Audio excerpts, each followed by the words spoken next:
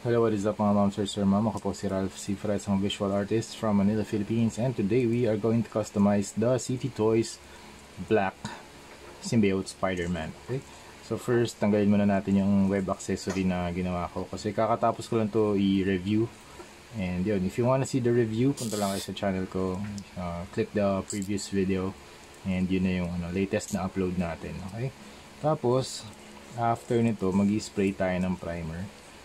Yung primer na gagamitin natin ay yung Bosny No. 4 Flat Black. Wait lang Ay, sorry, hindi pala. Number 1-in-1 Flat Clear pala yung gagamitin natin dito. Para magkaroon siya ng adhesive layer so that our paints will stick to the surface. Okay? Tapos after nun, mag-apply tayo ng shadows. Actually, may shadows na to. Highlights 1 natin, Cobalt Blue. Highlights 2, Coral Blue. And highlights 3, Coral Blue with White. And then after nun, line art na black paint. Okay, comic book style yung gagawin natin dito kay Spider-Man.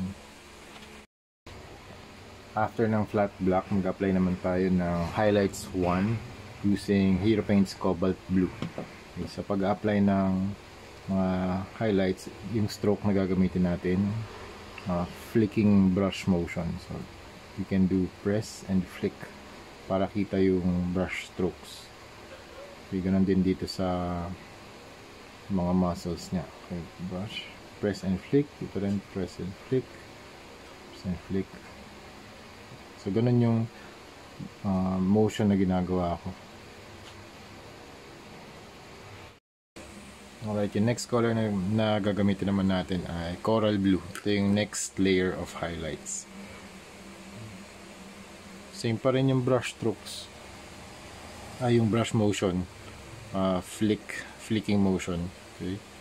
Tapos pwede tayong gumawa ng mga lines across dun sa ginawa nating